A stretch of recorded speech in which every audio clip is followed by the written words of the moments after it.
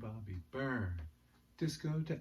Oh, hi, and welcome to another episode of LP and Laundry. First time? Here's how it works. I play one side of an unusual record we talked about a little bit before. From time to time, some wacky commentary appears along the bottom of the screen, and over the course of it, I'll fold some laundry. It's not really about the laundry, but I have been told that it is oddly compelling. This week, we are going to finish up our little journey on the dance floor with Command Records, the Discotheque Dance Album. Side 2 is coming at you pretty soon. It is, of course, billed as an unforgettably vivid musical experience. It features the talents of Tony Mottola, Doc Severinsen, Dick Hyman, and Bob Haggart, and an all-star orchestra directed by Bobby Byrne. Now, we did read the persuasive essay on the back. It being a Command record, as per usual, it is, of course, a lovely gatefold album, and, of course, has plenty of supporting material on the inside. From here on, it's track by track, and those will come up as they come along. But I am going to make a heroic attempt to read to you the rest of the back matter.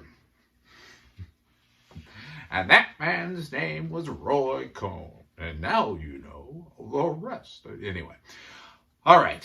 The most exciting development in popular music in the past year has been the pulling together of several diverse musical and dance elements, culminating in Command's 2 extraordinary discotheque dance albums. This is in bold. This excitement is now carried into a new realm of musical projection and sound reproduction in the amazing performances on this disc, a new and astounding musical experience. Now we're back to regular font. One of the most remarkable aspects of this new development is that it grew out of what, for a long time, was disdainfully viewed as barren musical soil, the early rock and roll performances. That was music which was really elementary, a big beat and not much else. But it was the fact that it was elementary, the very fact that it was built on a rhythm so strong and even over-obvious, that laid the groundwork for this exciting dance music you hear on this record now. Dancing had gone out of fashion when rock and roll came along. People listened, but they didn't dance. It was an age of non-participants, an attitude that was reflected in many other aspects of living aside from popular music and dancing, both of which, incidentally, are almost invariably in tune with the grand designs of their times. Because people in general were no longer dancing, they could not be lured back to it by subtle rhythms. An unusually strong beat, an unusually obvious beat, was needed to rekindle the dancing spark. Rock and roll provided that beat and supplied the spark. At first, it was just the kids twisting coolly at the neighborhood jukebox. As the twisting became a little more complex and the music began to be directed toward dancers as much as listeners, adult interest picked up. The discotheque appeared first in France, then in the United States. A room where rock and roll records were played using the continuous dancing theory that had for years and years been one of the standard devices of society bands. To program the records properly, to choose the best records, and to schedule them in such a way that the dancer's interest never flagged, the disquaire came into being. A disc jockey with a specialized knowledge and an ability to evaluate attitudes on the dance floor. Then live groups of musicians were added to play between the record sessions. Often they were the same groups which made the records. Small groups which could sound big with their amplified guitars and electric organs. New dances were invented. Out of the basic twist sprang the Watusi, the Hully-Gully, the Frug, the Swim, the Jerk. When they had become standard steps, still more variations came along. The Fly, the Twine, the Ska, the Runner, the Prince Charlie. As the dances grew more exhilarating, as the songs became more interesting, as the little groups became more exuberant, the next logical step was obvious. The next step was a bigger band with top-flight musicians and skillful arrangements. All the elements that provided the excitement of the discotheque, the same songs, the same rhythms, the same musical styles, the same continuous flow of music, all wrapped up in a big and brilliant musical package. That was the innovation that Command unveiled in its first Discotheque Dance, Dance, Dance album and carried on in Volume 2 of the series. Now on this disc, the big sound of Discotheque has been made even more exciting by Bobby Byrne's potent application of a big explosive style of arranging to the already vivid sounds of the discotheque style. The guitars of the discotheque are still here, strong and vibrant as ever. The enormous power of the organ fills these arrangements. The percussion team drives with relentless intensity. The saxophones cry through the frenzied night. The saxophones cry through the frenzied night, searching for prey. But there is also a tremendous plus, an 8-man brass section, 4 trumpets, 4 trombones, that can and does blow everything sky high. This is the dance band of the Power Age, the overwhelming sound of a super discotheque. Well, now, as with side 1, these songs will flow into each other. I will run through them now. I won't be calling them out in between. Bathtub Saturday Night, followed by King of the Road, followed by Gonna Build a Mountain, which is from Stop the World, I Want to Get Off. My Girl Sloopy, which is based on Hang On Sloopy. Tonight, from West Side Story, and Baby Love. Or Baby Love, I assume. So, get your shoes ready. Get ready to cut a rug.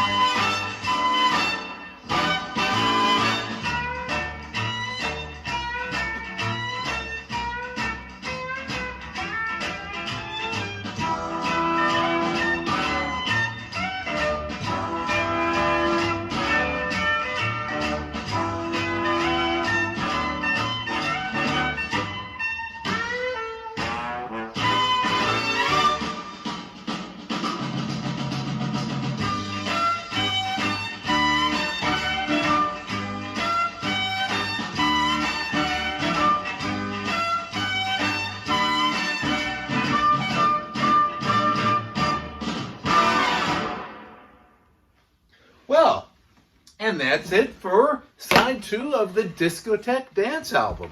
Hope you paced yourself. I know there weren't a lot of slow moments in there. No time to get out there and, couple skate and, ladies' choice or anything like that. But hey, what the hell? Why not, right? Why not what? I have no idea what I was referring to. Hey, thanks as always. Make sure that you like, share, subscribe this thing. Once again, that's the thing I should say at the beginning of this episode. But I simply refuse to remember to do that. Also, if you like this content, leave a comment for me, would you please? I feel very lonely and sad when that doesn't happen. But very happy and gratified when it does. Either that or just watch this and just kind of go, oh, that was neat.